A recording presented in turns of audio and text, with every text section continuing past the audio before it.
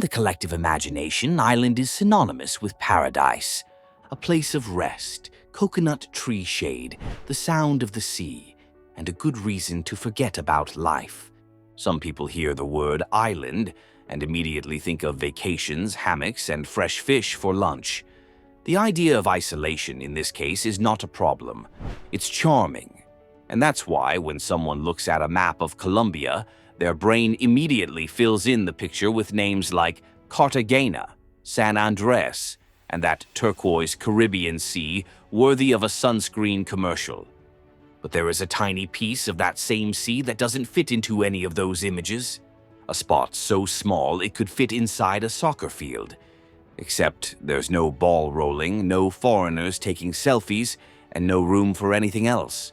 There is no silence there. There is no shade. And incredible as it may seem, not even the right to die on one's own territory. This place is so crowded that it makes Tokyo look like a small town in the countryside. But what place is this? In today's Bello Mundo, you will learn about Santa Cruz del Islote, a place that looks like anything but a Caribbean island. Number 1. Location and general information. To understand Santa Cruz del Islote, we first need to look at Colombia. The country is in the northwest corner of South America, bordering Venezuela, Brazil, Ecuador, Peru, and Panama. It is a long territory with mountain ranges, jungles, huge cities, and, to top it off, 2 different coastlines. On one side is the rough Pacific Ocean, on the other the clear and calm Caribbean, where tourism is growing, where the heat is relentless, and where life seems to move to the rhythm of the sea. This Caribbean region is full of islands scattered across the clear blue water.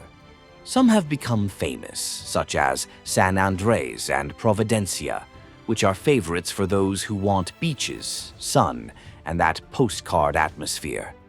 However, there is another group of islands that almost no one talks about, even smaller and much less publicized. It is the San Bernardo Archipelago.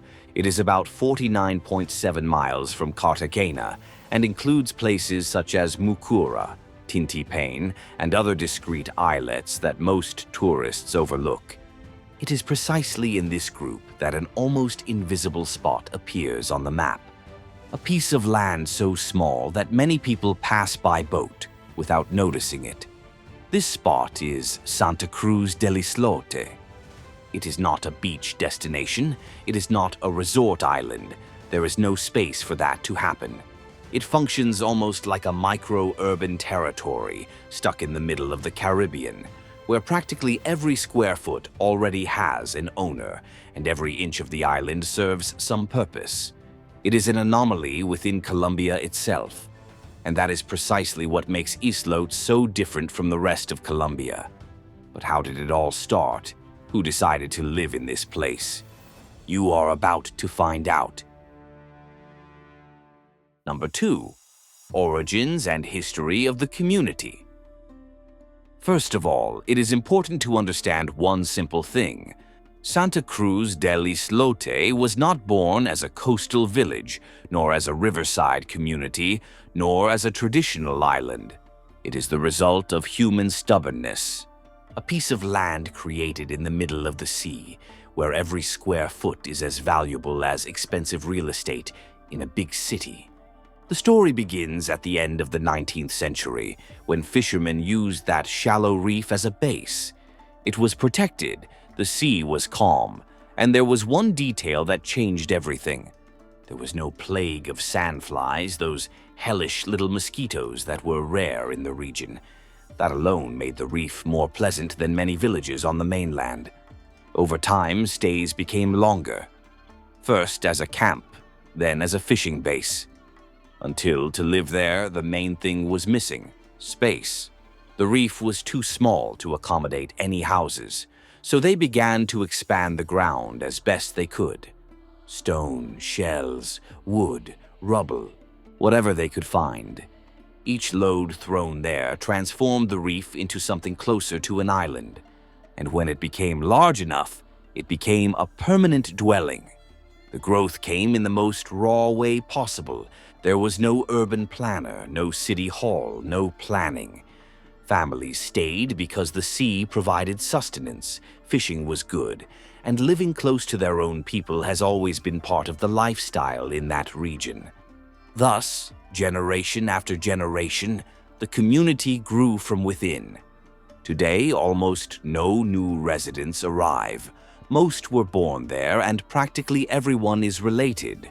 Growing up there means growing up surrounded by cousins, uncles, and grandparents in a family environment that, for many people, is more valuable than any promise of life far away. And so, without intention or planning, a tiny reef became one of the most densely populated areas on the planet. Number 3. Daily life of the residents. When you understand how Islote came to be, the second shock that any visitor experiences when stepping foot there begins to make sense. Its size.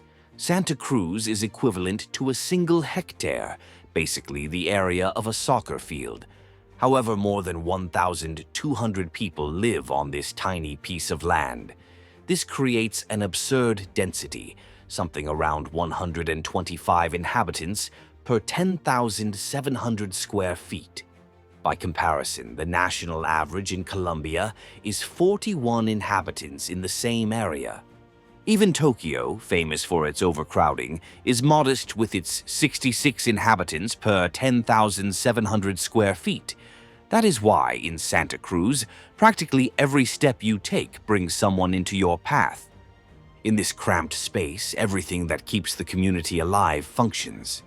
There is a school, a health center, a few small shops, and a space that, depending on the day, becomes a cockfighting ring, a church, or a meeting place. There is even a community cell phone that receives calls for any resident. A practical solution in a place where not every family can have its own number. And yes, there is a soccer field. Small, of course, the size of a long room, but it exists. The only street that resembles a real street is about 49 feet. The rest are alleys that seem to have been born out of cramped conditions, with houses stuck together and windows that almost touch each other.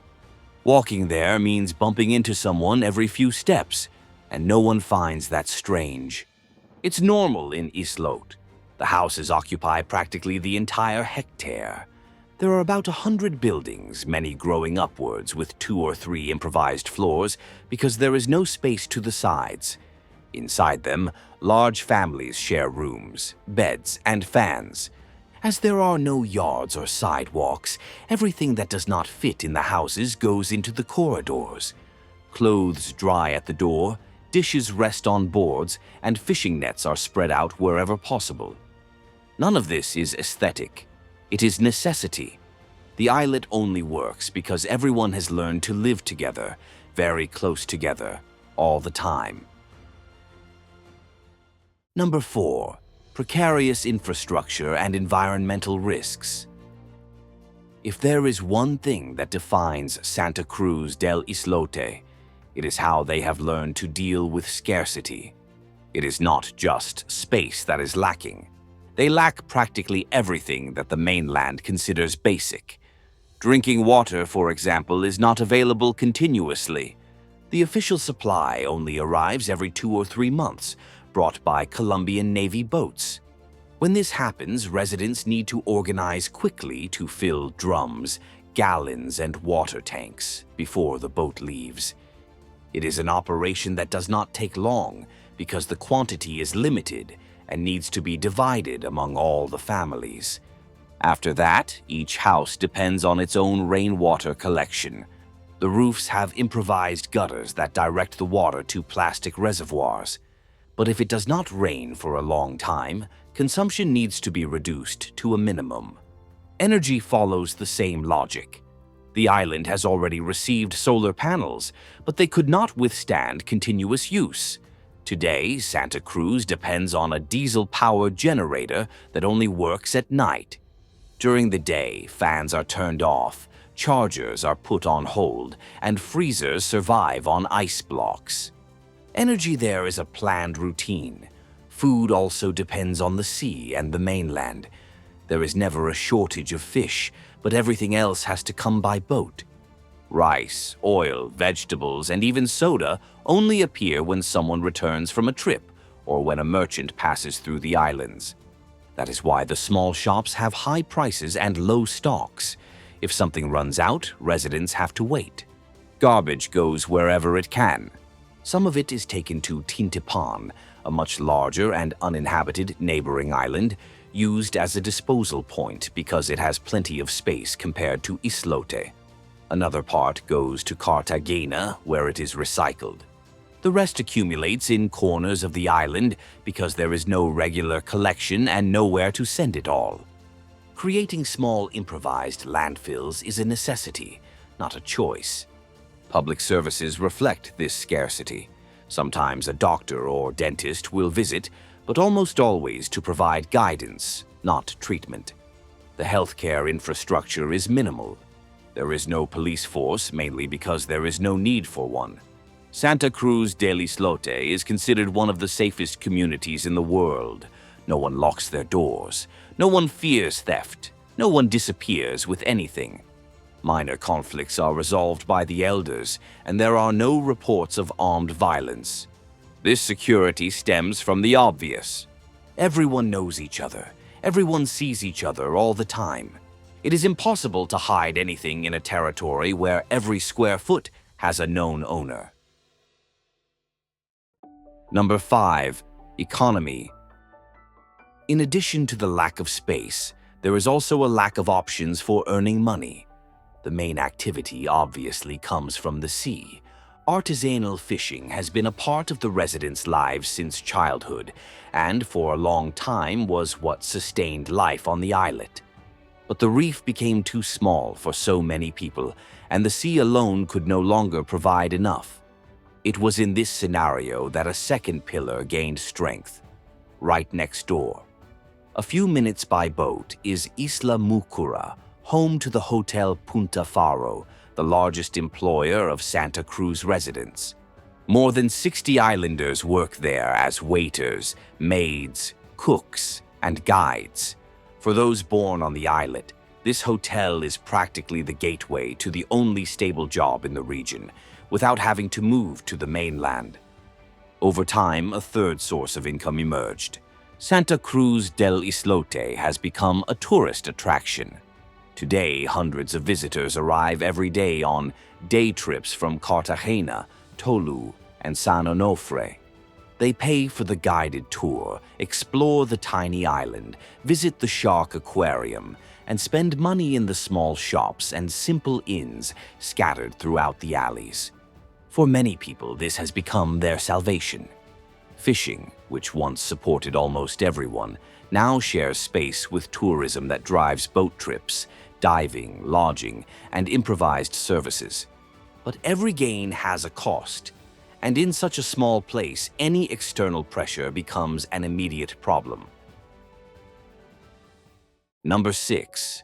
Local challenges and solutions. The island was already living on the edge because of its limited space, but environmental challenges have grown along with the constant arrival of visitors. With daily tourism, resources began to be drained faster. Every boat that docks brings people, but it also brings trash, demands water, and occupies physical space that the islet does not have to offer.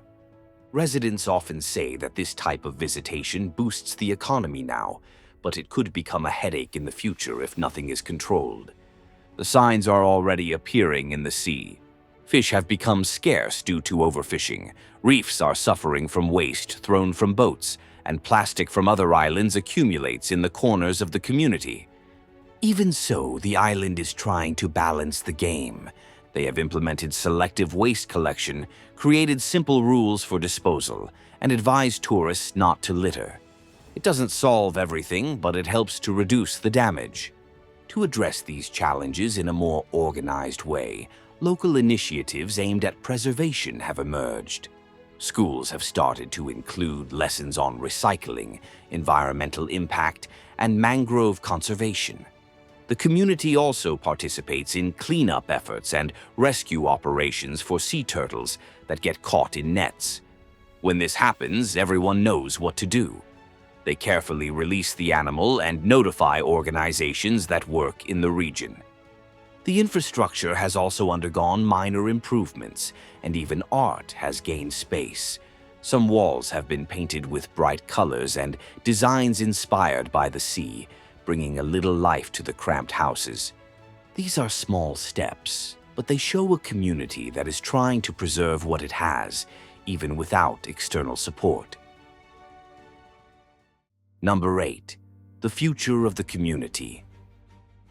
The future of the island is a question mark. When someone asks what tomorrow will be like in this place, no one can give a definite answer. The islet lives with one eye on the present and the other on the horizon. There is a desire to improve. There are projects emerging. There are promises coming in from the sea. But there are also a lot of things that are stuck, ranging from funding to political will. The biggest threat is the sea. The island is less than 6.56168 feet above sea level. In other words, all it takes is a high tide, an atypical cyclone, or a rise in water levels to turn everything upside down. Global warming, which seems so distant to those who live in big cities, here can be the difference between continuing to live and having to abandon everything. The residents themselves already feel that, year after year, space is shrinking. In some rainy seasons, water invades homes, destroys everything in its path, and makes families think the unthinkable, one day having to leave the only home they know. The environmental challenges don't stop there. Tourism, which brings money and opportunity, also comes at a high price. The number of visitors continues to rise, but basic services remain limited. There is a lack of sanitation, regular garbage collection, and planning to distribute the few resources in a sustainable manner. There are even projects for solar panels and rainwater harvesting systems, but almost everything depends on donations and is being adapted in fits and starts. On the government side, there are plans on paper. There are promises to improve access to water, create a sewage system, strengthen schools, and ensure more consistent medical care. But there is an ocean of distance between promising and delivering. Many of the plans have been announced before and were forgotten as soon as the election season was over or the media hype died down. In the end, it is the residents themselves who bear the responsibility, doing what they can to keep Islote afloat. The future of the children born there is directly linked to these decisions. If nothing changes, they will grow up in the same narrow alleys, dodging water shortages, blackouts, and that feeling that every day is a new improvisation. But if the promises are fulfilled, there is a real chance of transforming the Islote into a benchmark, a resilient community capable of growing without losing its soul, of caring for the environment, and ensuring quality of life for future generations. The challenge is not small. But if there is one thing this island has already proven, it is that it knows how to survive where everyone else bet on failure. And you, did you already know about this island? What did you think of this story?